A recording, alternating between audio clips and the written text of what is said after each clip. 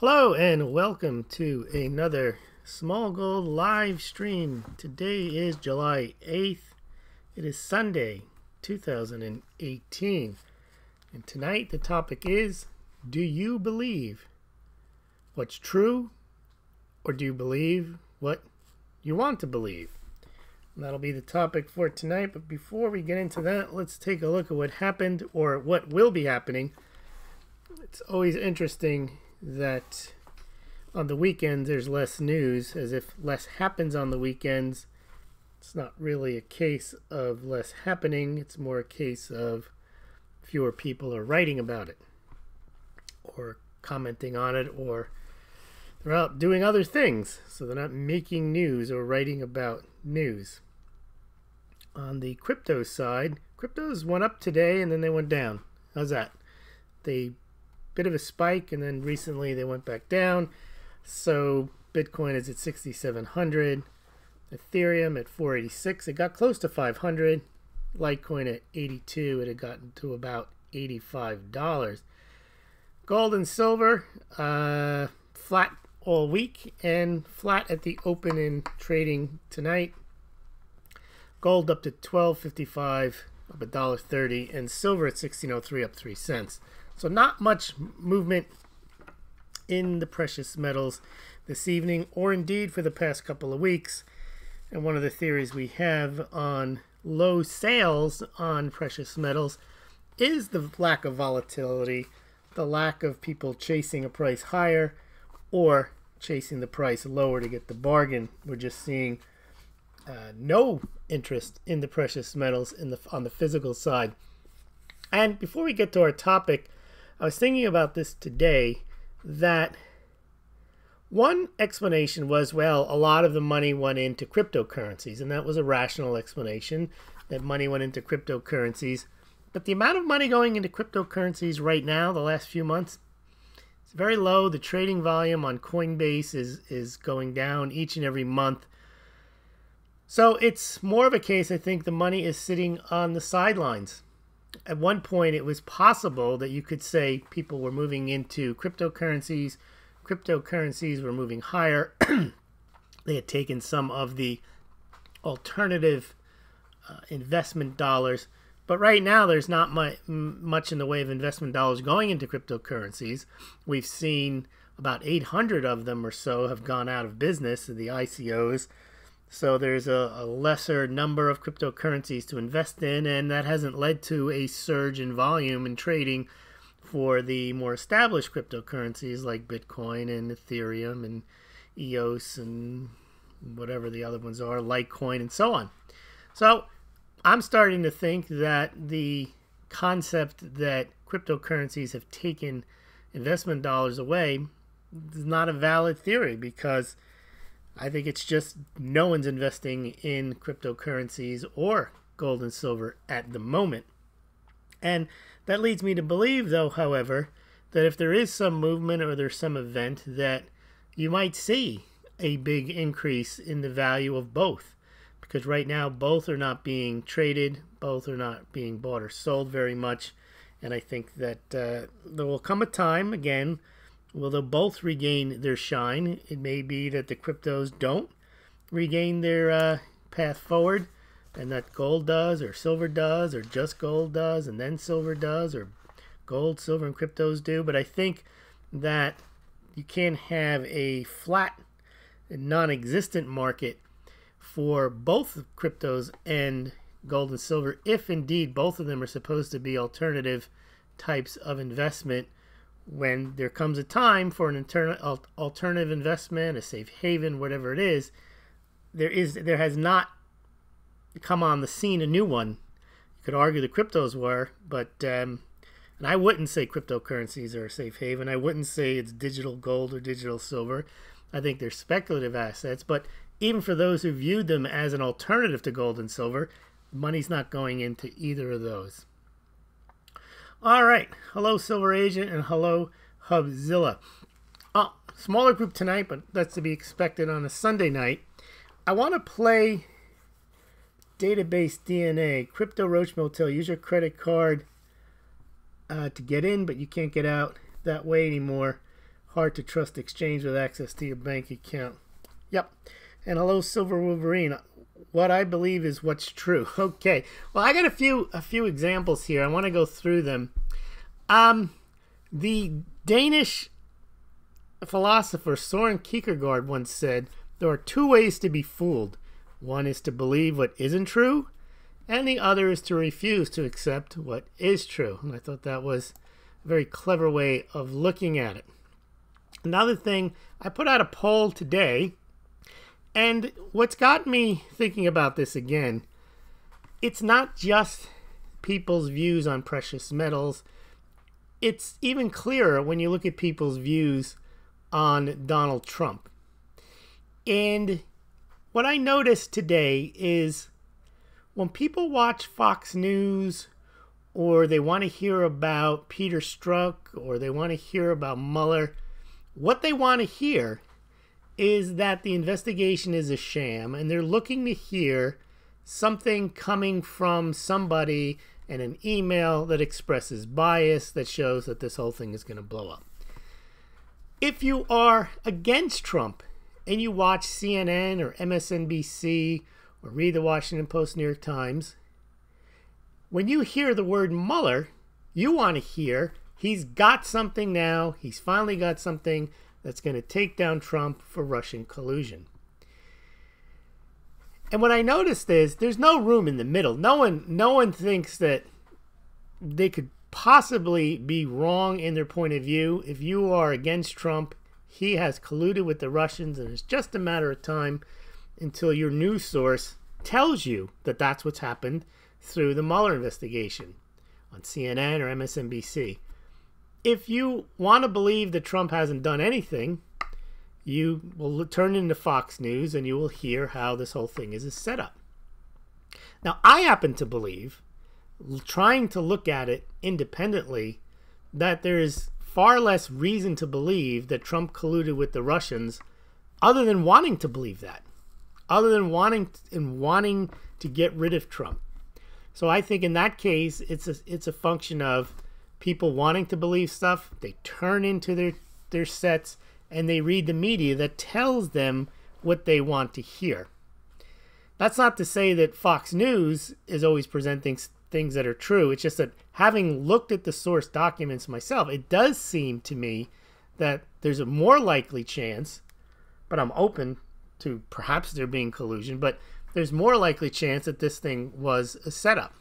But that's not the point to debate whether I'm right or wrong, but it's an example that shows that people tune in to what they want to hear. I believe that's the case, and we're going to bring this over to precious metals in a second. Now, I asked a question today on Twitter. I got about 30 votes or so. I asked, does the news source you select, this is you selected, not the stuff that Facebook throws at you or Twitter forces you to look at, when you go out and look for news, and that could be when you go to YouTube's, you go to websites, do they usually tell you, A, false information, B, truth you want to hear, or C, neutral facts? And those are the selections I had. 52% of people thought of the news that they select, not what's pushed at them, is false. Okay, and that makes sense. You know, they don't trust what they hear. 22%, I believe, were honest and said, I believe all these answers are honestly held. 22% said, I go to news sources for somebody to tell me the truth I want to hear. And only 26%, or 1 in 4, thought that they actually get neutral facts. And I think that's a big, big issue, is that most people don't believe they're getting neutral facts. Many people admit they go to places where they want to hear what they want to hear. And then half of the people think that what they get is complete lies. All right. Now, I'm going to change it up here, but I'm going to take Harmony's point right here.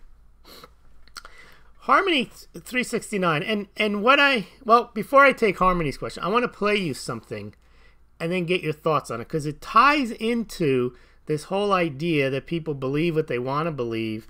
And a lot of it's because they've invested so much time in learning to believe it.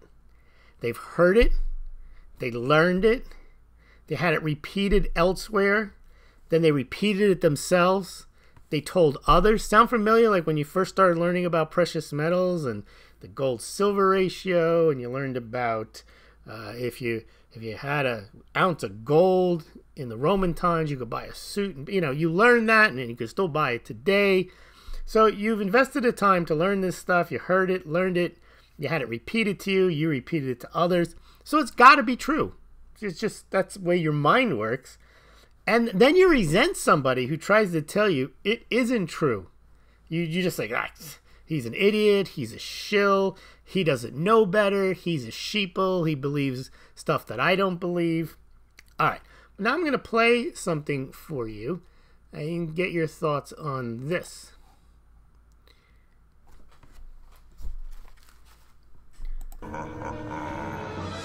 Game over.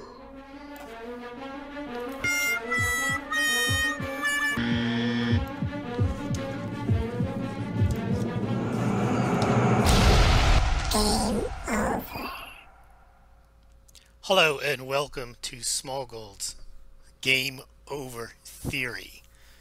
I'm going to ask you a series of self-reflective questions. Are you hedged against your own confirmation bias? What if what you believe is wrong? Are you hedged against your own confirmation bias? We're going to discuss game theory and game over theory. Now, game theory is the study of mathematical models of conflict and cooperation between intelligent and rational decision makers. Game over theory, in contrast, is a theory that alternative financial media information and narratives predicting economic collapses and soaring precious metal prices are always correct, causing intelligent, rational decision makers to insist such information and narratives and their conclusions are true, blindly believe them, and adjust their financial affairs accordingly as they await the end game. Now let's look at the state of play. Game over theorists have hedged themselves with gold and silver against a dollar collapse, a COMEX default, a silver shortage, a gold shortage, hyperinflation, and a host of other potential economic disasters.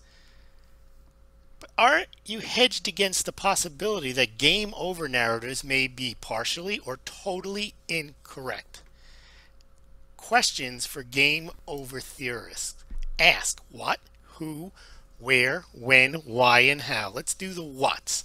What if credit creation is near infinite? What if there is no gold or silver shortage? What if much of silver's industrial use gets replaced by graphene? What if there are new cost-effective ways to mine precious metals? What if private gold or silver ownership is outlawed? What if the real investment demand for gold and silver is in digital and paper form, not physical form? What if the road to Ruta is just a comic book and not a plan? What if it's not game over soon? What if it's just the early innings of a long extra inning game? What if there isn't going to be a global reset? What if there is a global reset and it doesn't involve gold or silver? What if China, despite its gold accumulation, is also an economic credit-driven Ponzi scheme? What if the United States does have 8,000 tons of gold in its vaults, including gold at Fort Knox? What if the gold-silver ratio continues to rise? What if what you think is inevitable might not be imminent or even occur during your lifetime? What if Bitcoin is a government plot to usher in a cashless society by using those most likely to oppose it to promote it? What if COMEX never defaults? What if JP Morgan doesn't own hundreds of millions of American Silver Eagles? What if game over theory is nothing more than wishful, fanciful thinking for precious metal holders, or just plain hype to attract new buyers or subscribers of game over narrative peddlers? Who benefits from peddling game over narratives? Do they have a good track record with their predictions? Where? Where do you get your information? Do you review other sources that don't tout game over narratives? Do you automatically dismiss information from these sources if it contradicts your game over sources? When? When did you start believing in game over narratives? Why? Why do you believe it? Have you ever doubted it? How? How long have you believed in game over narratives? How long are you prepared to wait to have game over concepts proven correct? What do you do in the meantime? Keep stacking? What is your backup plan? Do you have one? Do these questions anger you? Well, there you have it. Now, those are questions that you probably can't answer all as they came in rapid fire. But one thing's for sure. Every one of those points, those are questions that I asked myself. And it's very hard to deprogram yourself and to go back and say, maybe I was listening, I was learning, but I was never questioning what I was learning. It just all sounded too good. It all sounded so logical. And hold on, database DNA. I'm not saying that when you learned that fact about the gold value to the suit wasn't accurate. What I'm saying, though, is that sounds logical. You hear it, and you just assume, oh, okay, well, from everything that flows from that, that makes sense. Gold is a store of value. And I'm not disputing that particular point, but in and of itself, it doesn't prove anything because there were different things to buy back in the Roman times than they are now. The point is, each piece of information that you learn is part of a narrative that's designed to make you think a certain way. And before you know it, you're accumulating a database of knowledge in your head that's designed to meet a certain narrative. And some of that information is cherry-picked. Facts are omitted, either intentionally or because the person promoting the narrative doesn't know any better. And they don't expect you to know any better, and they certainly don't want to hear something else that contradicts their narrative. Oftentimes when people have narratives, the narrative creator has some sort of financial incentive to promote the narrative. But the real trick when the person promoting the narrative knows that they have won is when they get other people to adopt the narrative, to agree to the narrative, to repeat the narrative, to spend on the narrative, and to defend the narrative to people who say it's not true. So you get angry if you don't hear somebody agreeing with the narrative, or there's another fact that comes into play. It gets dismissed because the narrative is more important than the facts because you've invested in the narrative. That's my view of what I saw happen as I looked into, and there's many examples, when they say central banks are buying gold and therefore gold's going to go higher. The fact that central banks are buying gold needs to be broken down. Which central banks? How much gold are they buying? How much relative to the gold supply? Are they buying? What are they using to buy their gold? Where are they getting their gold from? What percentage of... People don't ask these questions. They take the sentence as res ipsa loquitur. The thing speaks for itself. Generally, most things don't speak for themselves. They need context, they need clarification, and they don't mean what follows from that. Central banks are buying gold. Well, if you are already believing in the gold narrative, central banks are buying gold is all you need to know, because gold is set to launch. Gold is set to skyrocket. Why else would central banks be buying gold? That's a rhetorical question you might ask, but you should ask, why would central banks be buying gold? Other than the narrative, gold is set to skyrocket and they know what's happening.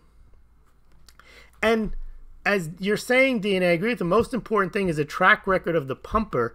That's when I started questioning narratives that appeared to me after I absorbed them, learned them. I said, why are these narratives not coming true? Why? And then, of course, they throw out manipulation. The problem I have with the manipulation argument is not that I don't believe there's manipulation, but that why would somebody who tracks manipulation, knows manipulation exists, can point to their examples of manipulation, and then still make predictions how gold and silver are set to skyrocket based on whatever they tell you, silver shortage, elites are losing control, whatever the nonsense gold back you on, and then when it doesn't happen, They blame manipulation, as if they didn't know there was already manipulation. Now, when the gold back yuan, they never even say, oh, we never said that. We didn't mean that. Oh, they just ignore it and they just carry on. Now, the gold back yuan story will come back in a few months because China has new plans for a gold back yuan. And people will believe it. Why? They want to believe it. They want to hear some story that's going to confirm the fact that gold is set to skyrocket. Now, the latest one is some bank in Germany didn't turn over the gold. Now, if you've been following this long enough, they pulled that one out about 5-7 years ago. There's the same thing, and that just meant there was a shortage of gold, and this means gold set to skyrocket. They know it's coming, and they don't have the gold. If you actually believe they don't have the gold, go online right now and try to order gold. You can get as much of it as you want. There's no gold shortage. So if you happen to not be able to get gold from a German bank that you have gold at, that's just a particular problem of that bank. It's got nothing to do with anything else. But if you believe these narratives, the bankers are controlling everything and there's no gold left and now people are standing for delivery, you only believe that because you want to believe that. Double alert, triple duper alert.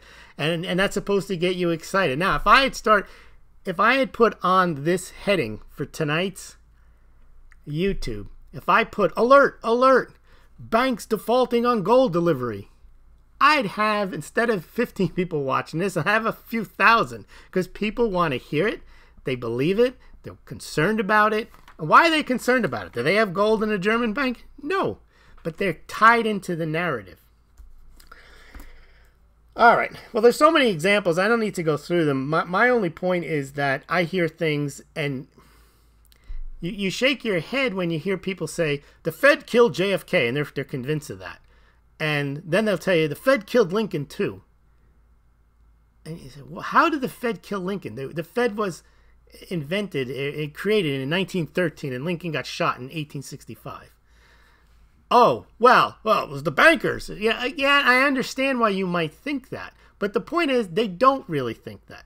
They just fervently believe and they want to repeat something because they don't like something and they've been given reason not to like it. They've been given reasons, and that just becomes the way of thinking. There's a narrative. The Chinese narrative is one that the gold pumpers pushed on people who otherwise would not be jumping up and down about China.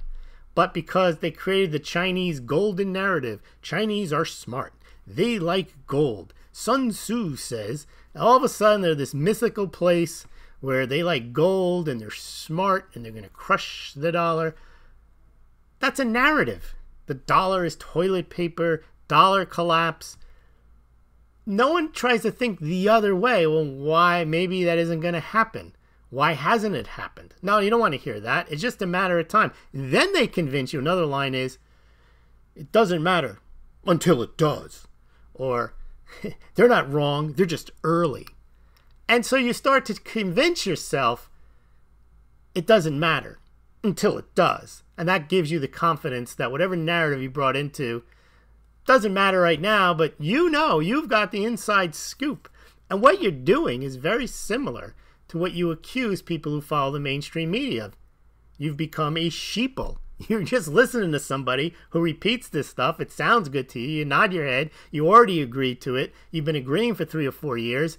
And now you're not letting go of the or now. You've got this narrative in your craw and it's not going anywhere.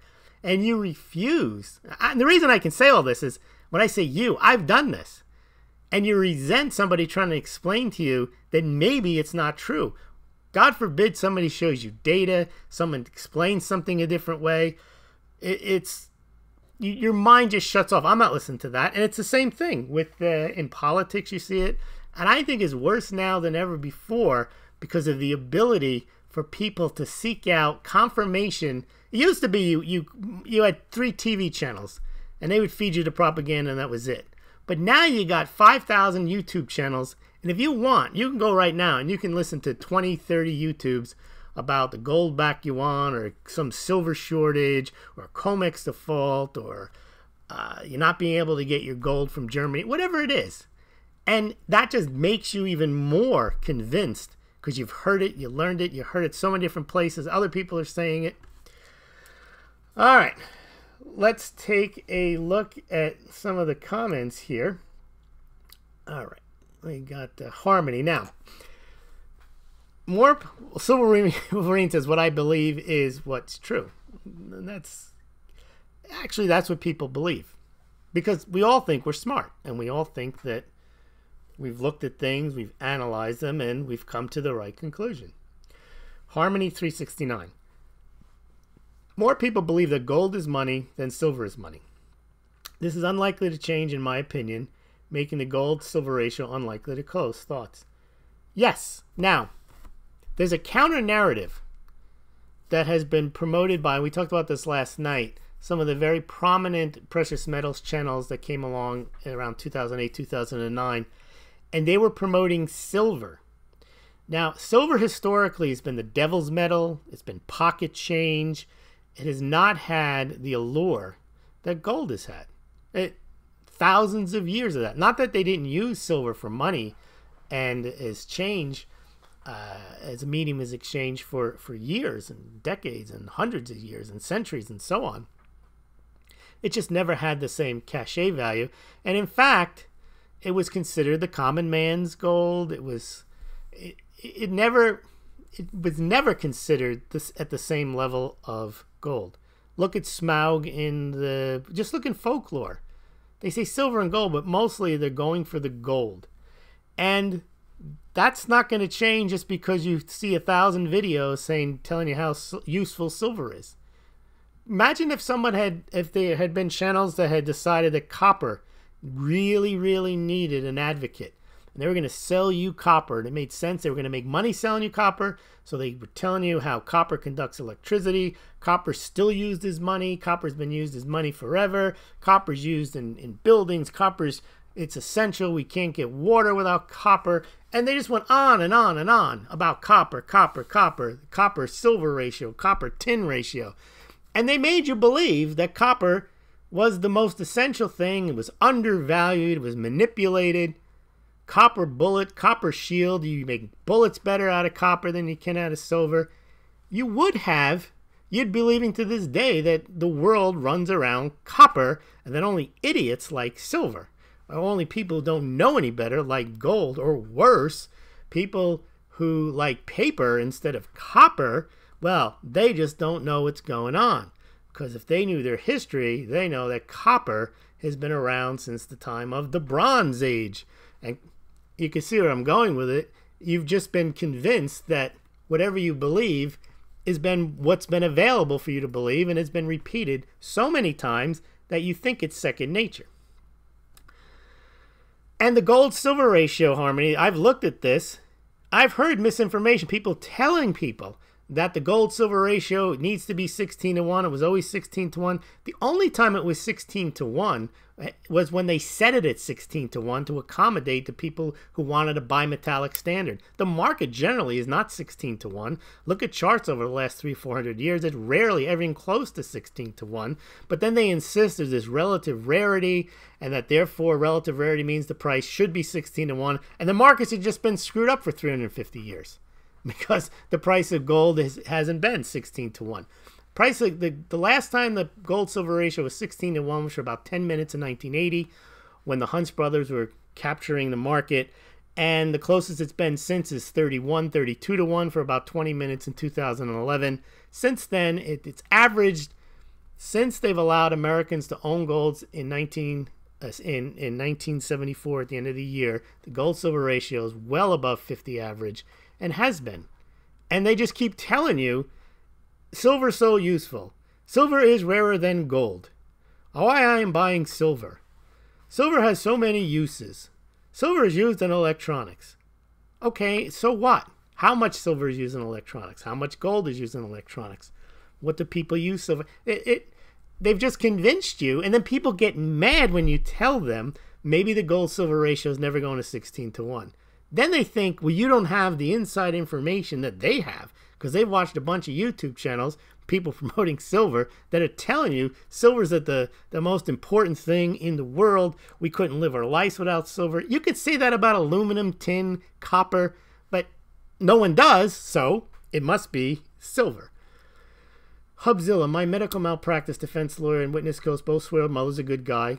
Yeah, and there's stories about Mueller not being a good guy. I'm not even going to go into all of those, but once they get it stuck in their craw, Mueller's on the right side. They say a reputation, whether it's good or bad, once earned, is difficult to get rid of. And I say it's the same thing. Once you have a narrative in your craw, it's very hard to get it dislodged.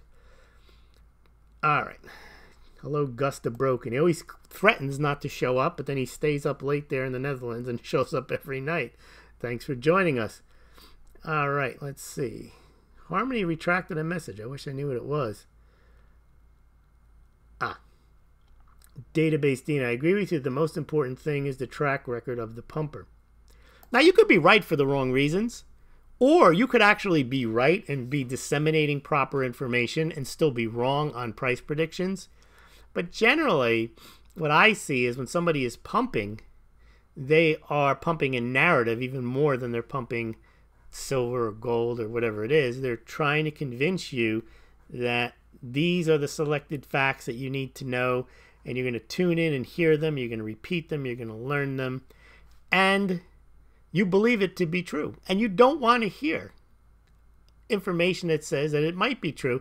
And then I see what people do is like, well, Bim Dimmerd says, like, what does that mean? Someone else says something, and then they attack you. It's like, well, who are you? You don't.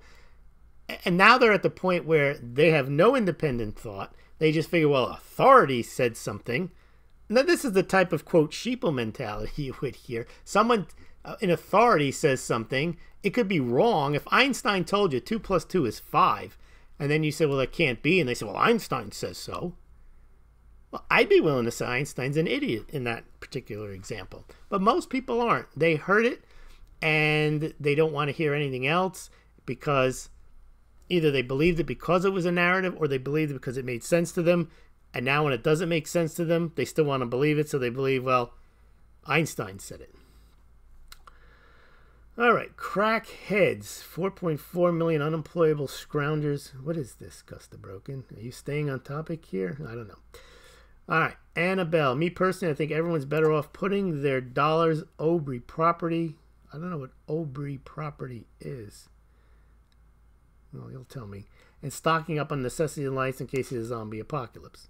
It's never a bad idea to be a prepper. I don't know why anyone would say you shouldn't prep. I mean, you can overboard prep because there's only so much stuff you can prep, and there's only so many circumstances you can possibly think of. And at some point, you have to also get on with things. But predicting prices and things like that, that's just... All right. I recently heard Switzerland's moving to a gold-backed currency. No, they're not. Okay. See, this is another story. This story, I saw it. I finally found it, the story that Annabelle's talking about.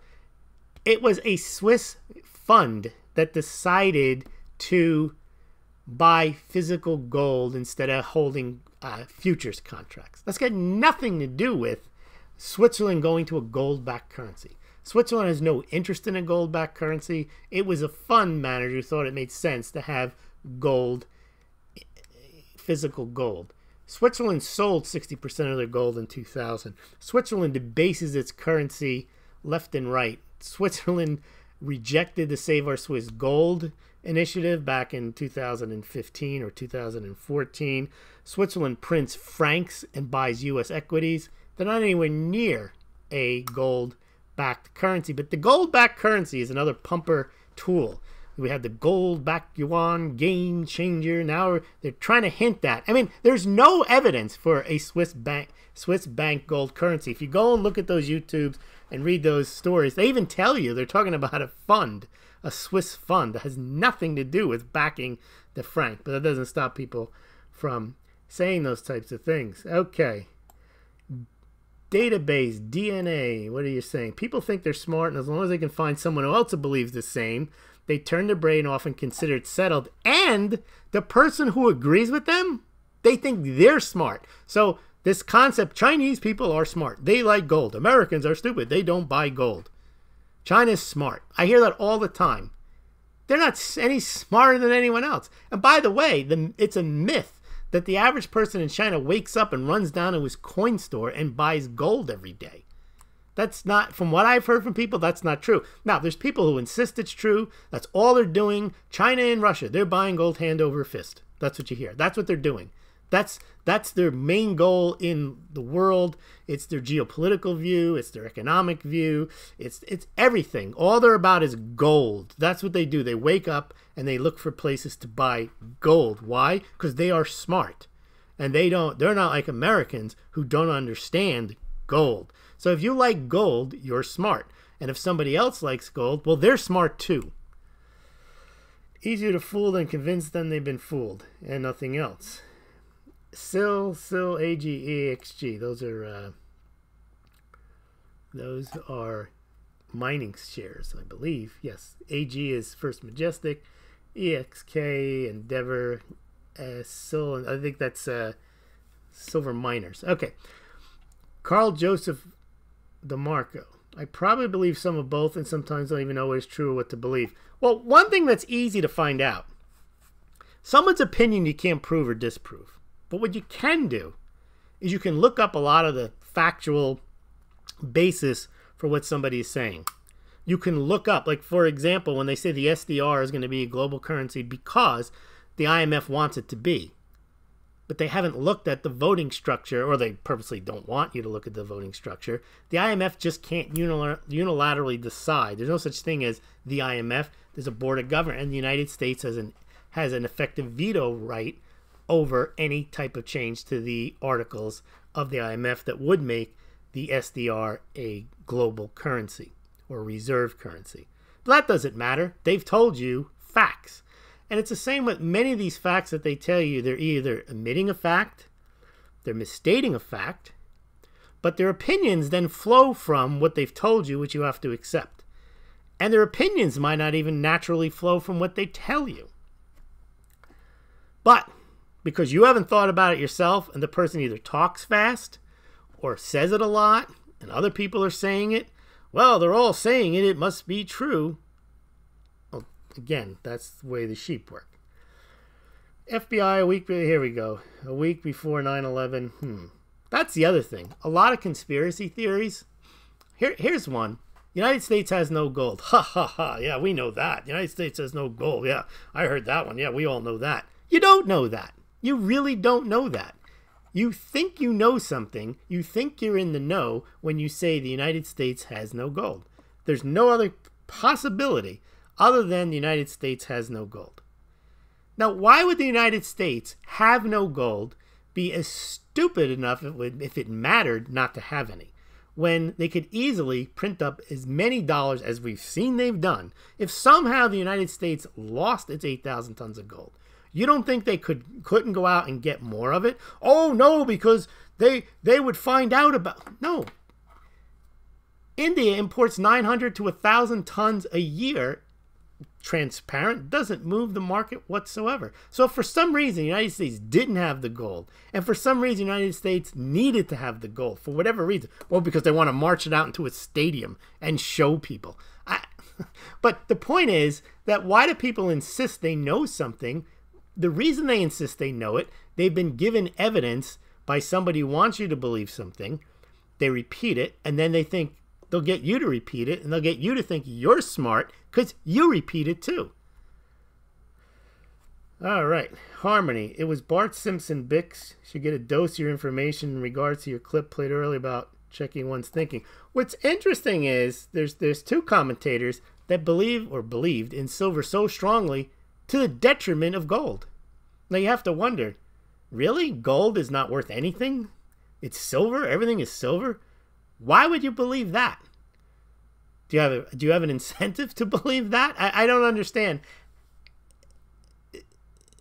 Empirical evidence would show you that that's wrong. The last 10 years, the last 100 years, the last 1,000 years, the last 5,000 years, silver has never been, other than, I think, in the gold rush in 1849, silver went up a bit because there was a lot of gold coming back into the market back east. But silver has never been. With this idea, it's going to be 1-to-1 and it's the best thing ever. Why do you believe that? Why would you believe that? But some people claim to believe that. All right. Into property. Oh, I see. Okay. Screw Tube, don't like us. I'm trying to stay on topic. Well, at least you're not telling jokes tonight, Gusta Broken. All right. Dana, what does small mean? What does little mean? Annabelle, thank you for clarifying. Smaulgld. There you go. Reminds me of the song Annabelle by a Dutch group. Well, that's going to be an inside joke for you there, Gus, isn't it? Hubzilla, Gus, my college wrestling opponent, Erlen Vondel. Okay, you guys can talk. We'll find the song. Okay, database. It's also great when the pumper has a sidekick like Diamond and Silk. Dash right, while nodding her head. I love the one woman doesn't say anything. She goes, that's right. And she goes, yep. Tell it like it is. All right. Well, that about does it unless we have any other questions. Every now and then I come back to this topic because I was thinking about it today, not in the gold and silver arena, but just basically how people are so convinced that their side is right. And I think it's a function of, there used to be, I think, preferences. Do you like the Beatles or do you like the Stones? But I'm not listening to the Stones. If I listen to the Stones, you're like a traitor. I only listen to the Beatles. I think that's where we are now when you have people married to asset classes. Gold and silver, period. Gold is money, period. Or only silver, no gold. You get into these binary choices, and if you stray from that, you're a traitor. Oh, he sold his silver. What's wrong with him? He's not welcome around here anymore. I remember I once was having a discussion. I was saying gold isn't money because it has the properties of money, but because no one uses it as currency, it's not. Well, that got me. One guy was stalking me for like 6 months. Lois Cameron says gold isn't money. As if I had said something that basically was against the Prophet Muhammad, or I had blasphemed Jesus. I said gold might not be money for discussion purposes only. But that got this guy riled up that there was something wrong and that I was a shill. I have other people. You're working for the CIA for bringing up points or pointing out facts that go against what people believe. And then they figure, oh, he must be trying to control my mind. He must be working for someone. I'd have more than 3,000. I would hope somebody would give me, if I was working for them, get me more than 3,000 followers on YouTube, and they'd buy more of my mugs. But that's not happening. So there we go. Annabelle, purveyors of the silver greater than gold predicate the prediction on the increases they claim in tech and industry products. Yeah, but you know what, Annabelle? Look at the numbers. The industrial uses for silver. Forget how many uses are. How much silver is actually used in electronics. In 2010, 310 million ounces of silver were used in electronics. And by 2017, the number was 230 million ounces. So they just tell you these generalities. Silver is so useful. Without silver, we could not live. Silver, finding uses for it every day. That's why I like silver, and you should too. Buy my stuff. Same with solar. Oh, the solar panel is going to explode. If it ever got to the point where they were running out of silver to use in solar panels, first of all, it would never get to that. They'd have already switched over to something else. In fact, they've already, even though solar panel usage is basically doubled in the last 10 years, the amount of silver hasn't. They figure out ways to use less silver. They figure out how to use nano silver particles. Eventually, they'll figure out they can actually do solar panels now with aluminum. So the idea that silver is so useful, just again, go back to my copper example. You say the same thing about copper, aluminum, tin. Any metal that we use is valuable. You can find new uses for it all the time. You should ask the CIA. Yeah, increasing use of silver in tech and industry products. Yeah, but you know what's happening to tech products? Annabelle, they're getting smaller, so they use less silver. Look at the difference. You used to have these huge mainframe computers, and now they don't. Oh, but what about missiles? They don't even know how much silver. I did a whole blog post on it. How much silver is an intercontinental ballistic missile? It's like a monster box. It's not that much. I mean, you'd have to make zillions of missiles for it to impact the silver demand. Gusta Broken, I speak German, sehr gut. All right. Well, thank you everyone for joining me tonight. And please join me every night at 8 o'clock here on YouTube. And also check out the Smaulgld site. And if you haven't already subscribed to the channel or to the site, please do so. And also check me out on Twitter at Smaulgld. Thanks again, everyone, for joining me. And we will talk to you, guess when? Tomorrow.